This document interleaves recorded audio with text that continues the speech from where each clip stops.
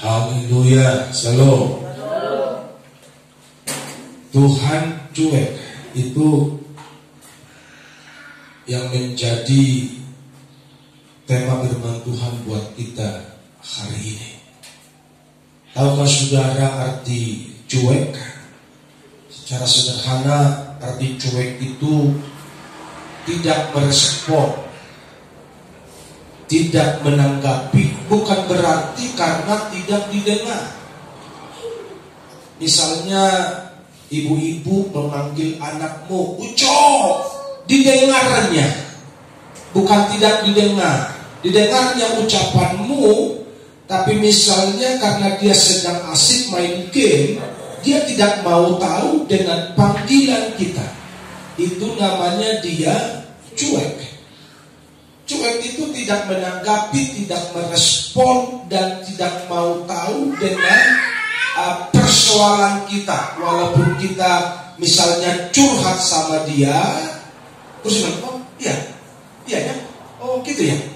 Jadi seolah-olah jawabannya itu jawaban orang yang agak-agak gimana gitu. Tentu kita tidak akan merasa enak hati ketika kita punya pergumulan, kita beritahu kepada saudara teman, tetapi tanggapannya seperti itu. Tetapi hari ini tahu saudara, Tuhan itu bisa cuek kepada manusia, dan Tuhan bisa cuek kepada saudara. Mengapa seperti itu?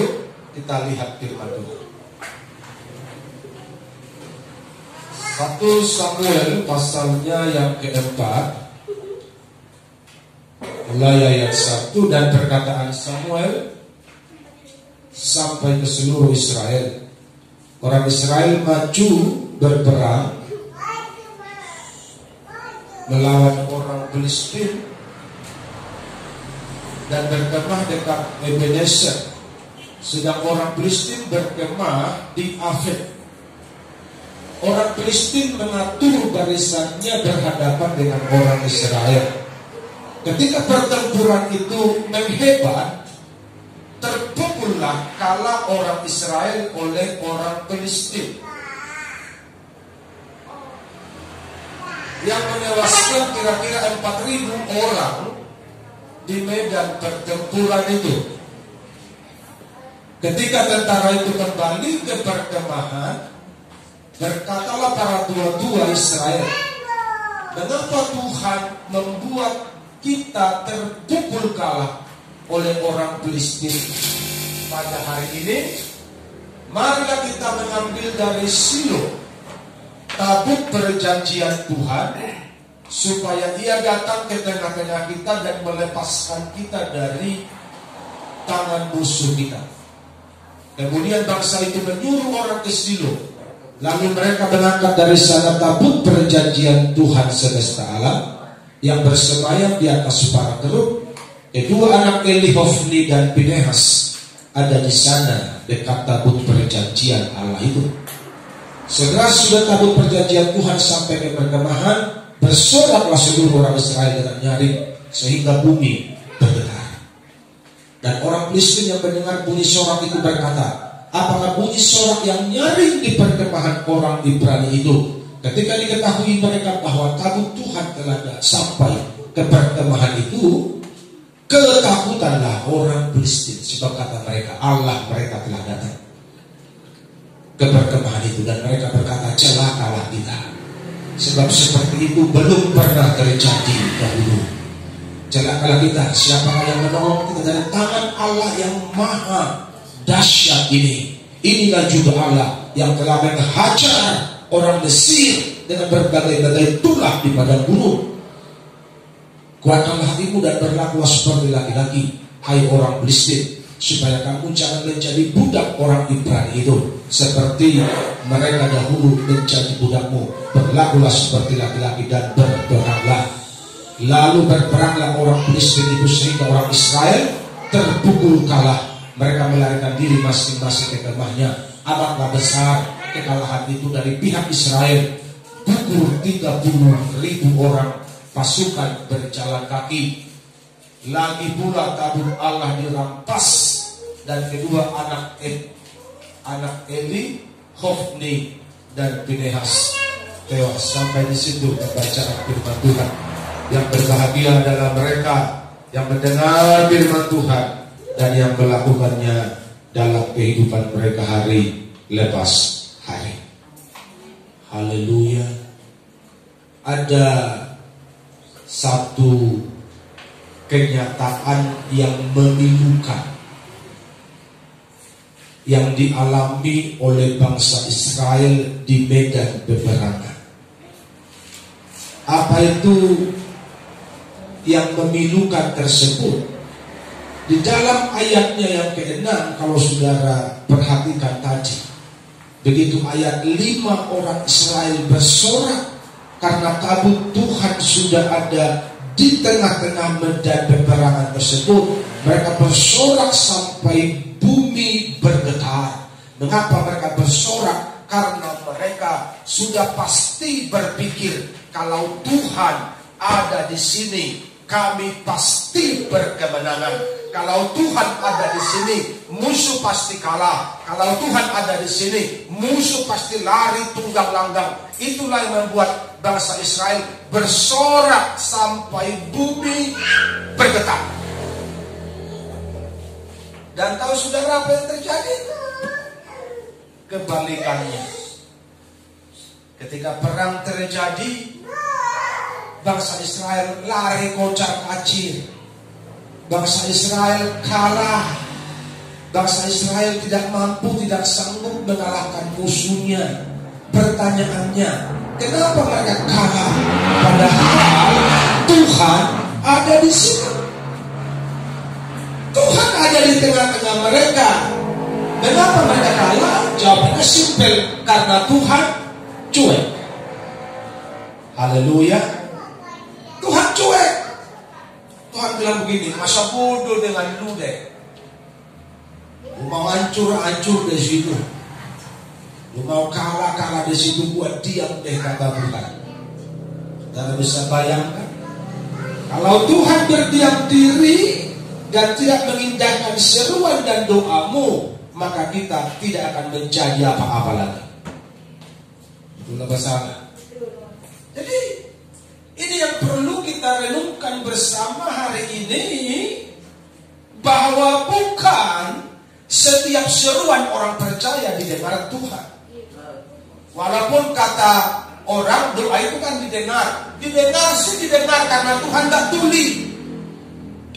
Di begitu tangiyangmu, didengarnya seruanmu, tapi dia cuek, tidak merespon seruanmu. Kenapa? Karena sitik hatinya, selek hatinya, kles hatinya denganmu. Tentu ada sesuatu yang tidak beres dengan hidupmu, membuat hati Tuhan kles. Masa bodoh gua cuekin dulu, entah apa yang terjadi. Dan itu masa-masa yang paling tidak enak ketika kita dicuekin Tuhan. Haleluya. Pertanyaannya sekarang, mengapa dicuekin? Itu yang perlu kita renungkan bersama hari ini. Mengapa dicuekin? Alasannya sederhana, karena tidak serius.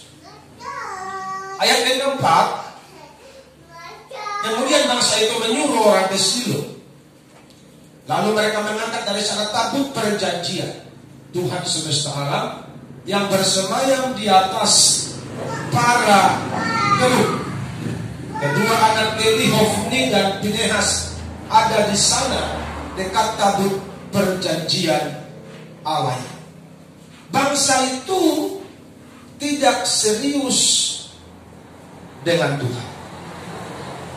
Mulai dari pemimpinnya Hofni dan Pinehas, imam yang tidak takut Tuhan. Dan bangsa itu pun sama, tidak takut Tuhan. Sehingga ketika mereka berperang, mereka kalah. Yang pertama mereka berperang kalah, mati 4.000. Setelah mati 4.000, mereka bilang begini, udahlah, ambil deh tabut perjanjian. Tahu saudara, yang berhak mengangkat tabut perjanjian Tuhan itu adalah orang-orang khusus yang sudah ditetapkan Tuhan, dan itu tertulis dalam Alkitab. Itu hanya para imam dan orang Lewi yang diberi jabatan khusus yang boleh menyentuh itu dengan berbagai kriteria, sehingga mereka lah yang bisa mengangkat tabut tersebut. Tapi karena bangsa Israel nggak hormat lagi sama Tuhan, mereka pikir kayak bungkusan. Udah lu ambil deh. Emang bingkisan. Kan begitu. Jadi mereka tidak memiliki rasa hormat kepada Tuhan, tidak memiliki rasa kasih yang besar kepada Tuhan, sehingga mereka menyuruh orang-orang biasa yang bukan bidangnya untuk mengangkat itu. Dan pada waktu itu di bait Tuhan ada orang tua, ada bapaknya si Hofni dan Pinehas, Imam Eli yang badannya gemuk. Dia mendudukkan diri dari korban persembahan tersebut, dan dia pun remang-remangnya hidupnya.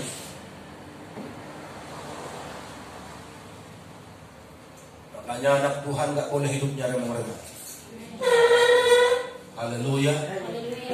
Hamba Tuhan gak boleh hidupnya remang-remang. Kalau hidup kita hamba Tuhan remang-remang, sudahlah, berhentilah dulu jadi hamba Tuhan. Ngasok dulu, puasa dulu, merendahkan hati dulu, sampai lu yakin deh lu terpanggil, baru lu melayani lagi. Daripada rusak pelayanan karena kita.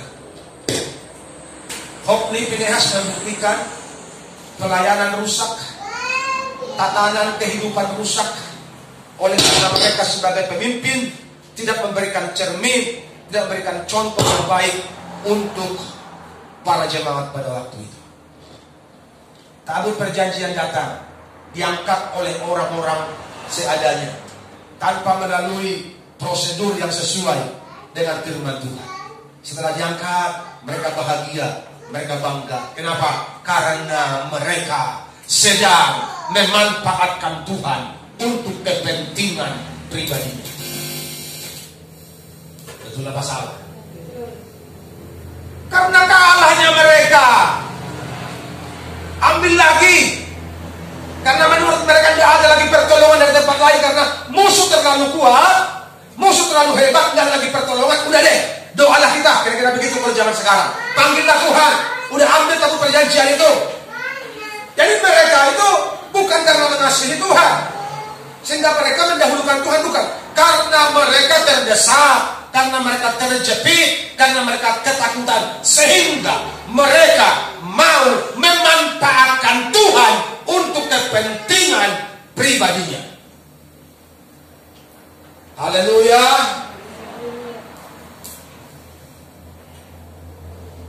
Kalau diberkati, haleluya. Kalau tidak diberkati, mulai mengeluh. Kenapa? Karena kita manfaatkan Tuhan untuk kesenangan dan kepentingan kita. Yang suka seperti itu katakan Anda. Bangsa itu memanfaatkan Tuhan. Tuhan kan tahu dia dimanfaatin. Betul enggak? Tuhan tahu. Tuhan, kamu mau tidur, cerai kami ya. Tuhan, kamu mau kerja hari ini, berkati kami ya. Tuhan, anak mau kuliah, kasih nilai bagus ya. Enak kali kita perintah pada Tuhan kan. Tuhan, anakku mau nikah, kasih jodoh orang kaya ya. Kan begitu. Jangan kasih jodoh anak orang miskin, tapi kasih anakku jodohnya S2 orang kaya pula. Kan begitu. Kita paksa Tuhan demi kepentingan kita. Sehingga yang begitu, gak ada yang ngaku ya. Haleluya. Tuhan tahu nggak? Tahu banget. Makanya pada poin itu Tuhan diam. Gue mau diam dulu deh. Gue cuekin dulu deh. Biar tahu rasa. Mereka berperang. Ayat yang ke-6 itu, ini sebuah pengakuan yang luar biasa. Coba buka ayatnya. Ini sebuah pengakuan luar biasa dari orang Filistin, dari dunia, terhadap kemahakuasaan Tuhan. Dan orang Filistin mendengar bunyi sorak itu berkata, apakah bunyi yang nyaring di perkemahan orang Ibrani itu? Ketika diketahui mereka bahwa tabut Tuhan telah sampai ke perkemahan itu, ayat 7, apa yang terjadi? Ketakutanlah mereka. Harusnya sudah pasti kalah orang Filistin itu. Kenapa? Karena mereka sudah ketakutan, belum perang, baru mendengar tabut Tuhan datang, mereka sudah bergetar ketakutan. Kenapa? Karena Allah mereka, Allah orang Israel telah datang ke pertemuan dan mereka berkata, celakalah kita, matilah kita, kalahlah kita. Kenapa? Sebab seperti itu belum pernah terjadi. Ayat 8. Celakalah kita, siapa yang menolong kita? Dari tangan Allah yang maha dahsyat ini.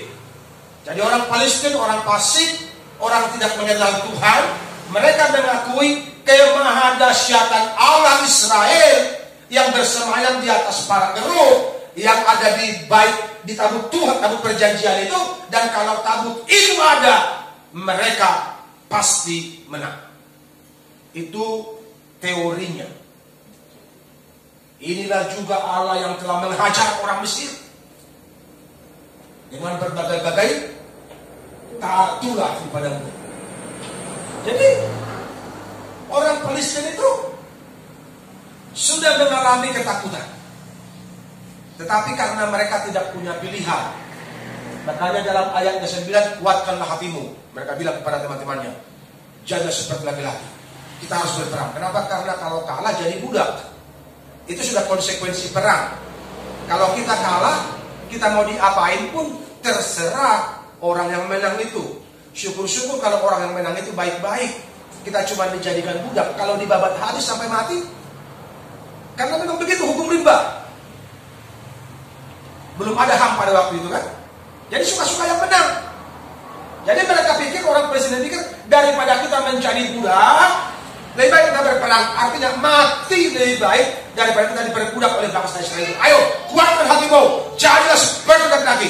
Kita berperang. Berperang, ternyata menang mereka. Bahkan kamu Tuhan dirampas. Sesuatu yang anomali, yang tidak biasa terjadi. Ada Tuhan di situ, tapi kok bangsa itu kalah. Sepertinya Tuhan berpihak kepada orang fasik, Tuhan berpihak kepada orang berdosa, sehingga kemenangan ada pada orang Palestina. Jadi kalau engkau tidak serius bertuhan, percayalah engkau akan tetap kalah berperang di hidupmu setiap hari. Haleluya. Kalau engkau tidak sungguh-sungguh dengan Tuhan, walaupun firman Tuhan berkata, tidakkah kamu tahu tubuhmu adalah bait Tuhan, bait Roh Kudus? Walaupun di hidupmu Tuhan berkuasa, Rohnya berkuasa, dia akan berdiam diri, tidak ikut berperang kalau engkau tidak serius, dan engkau akan mengalami kekalahan. Saudara mau kalah atau mau berkemenangan? Mari kita mengerti hari ini. Walaupun Tuhan ajaib, walaupun Tuhan maha kuasa, walaupun Tuhan baik, tapi Tuhan yang baik itu dia bisa berdiam diri, dia bisa cuek kalau hidup kita selalu bertolak belakang dengan firman Tuhan. Haleluya. Siapapun kita, walaupun kita pura-pura rajin berdoa, pura-pura rajin baca Alkitab, tapi kalau hidup kita gak seirama dengan firman Tuhan, hidup kita melenceng dari firman Tuhan, maka seruan dan doa kita meskipun didengar Tuhan, tapi dia cuek, dia berpaling dari kita dan tidak menjawab seruan dan doa kita. Kalau sudah begitu akibatnya apa? Stres, bingung, takut, gelisah. Itu yang terjadi. Kenapa? Karena Tuhan tidak menyendengkan telinganya kepada kita. Karena apa? Karena kita hidupnya tidak seirama dengan firman-Nya. Itu yang dialami oleh orang Israel pada waktu itu. Mereka berperang, mereka kalah. Padahal ada Tuhan di situ. Harusnya Tuhan yang berkuasa itu dia membela mereka. Harusnya Tuhan yang berkuasa itu menolong mereka. Harusnya Tuhan yang berkuasa itu berperang bersama-sama dengan mereka. Tapi Tuhan cuek karena hidupnya tidak serius bertuhan. Haleluya. Umat Tuhan hari ini jangan asal bertuhan. Haleluya. Karena Tuhan itu tidak mau dikadali. Dia punya hati, dia punya perasaan, dia punya mata, dia punya telinga, dan siang malam dia mengamati saudara dan saya. Haleluya. Tangannya bukan kurang panjang, telinganya bukan kurang tajam, tapi penghalang itulah yang membuat doa kita tidak didengar oleh Tuhan. Apa itu penghalang? Dosa dan ketidakseriusan kita dalam mengiring Tuhan. Haleluya. Itu yang terjadi. Tabut perjanjian Tuhan yang adalah media kehadiran Tuhan. Dan jika Tuhan yang Maha Besar itu hadir, maka musuh akan lari kocar-kacir. Kemenangan pasti terjadi. Kemenangan terjadi di sini. Lagunya begitu. Faktanya kalah. Karena hidup kita tidak sungguh-sungguh berjalan dalam kebenaran firman. Haleluya. Dan akibatnya Tuhan berdiam diri. Tanda-tanya perang terjadi dan perjanjian dirampas orang Kristen, artinya orang Israel mengalami kekalahan besar. Berikutnya, mengapa kalah? Padahal Tuhan ada di situ. Jawaban sederhana, karena Tuhan cuek. Dia tidak bekerja. Dia masa bodoh dengan hidup kita. Dia tidak mau peduli dengan seruan kita. Padahal kita sudah susah, sudah sakit, sudah setengah mati, lari kocar-kacir dari musuh seperti bangsa Israel. Tapi Tuhan kok tega. Jadi saudara jangan selalu bilang begini, Tuhan kan baik. Tuhan baik, ada batasnya. Betul apa salah? Haleluya. Jangan selalu bilang begini, Tuhan kan baik. Tuhan kan baik. Kebaikan Tuhan itu ada batasnya. Haleluya. Selagi dia baik, dia punya kemurahan kepada saudara, responi sungguh-sungguh. Amin. Responi sungguh-sungguh. Karena saatnya pintu kebaikannya tertutup, pintu rahmatnya tertutup bagi kita, dan dia cuek sama kita, habis lagi. Biar kita berdoa siang malam, dia tetap diam, cuek. Sebodoh gua. Kenapa? Karena sudah terlalu banyak waktu kesempatan diberi buat kita, tapi kita nggak merespon. Kita mengeraskan hati. Kita merasa aku kuat, aku mampu, aku sehat. Usahaku kan karena aku bekerja, aku diberkati. Sehingga Tuhan masa bodoh, Tuhan nomor sekian. Pintu kemurahan itu ada masanya ditutup, dan ketika itulah dia berdiam diri dan sudah nggak tahu lagi apa yang terjadi.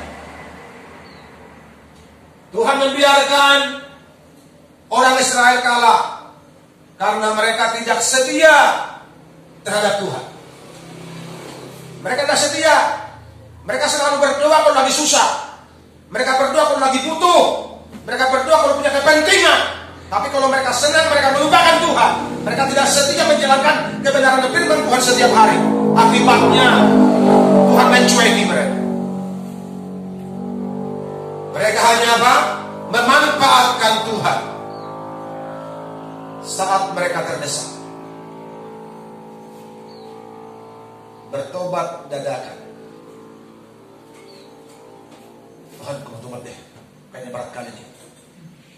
Tuhan berikan kelonggaran. Begitu longgar, lupa kebaktian. Disingkat yang begitu ya. Haleluya. Saya kasih tahu sama saudara,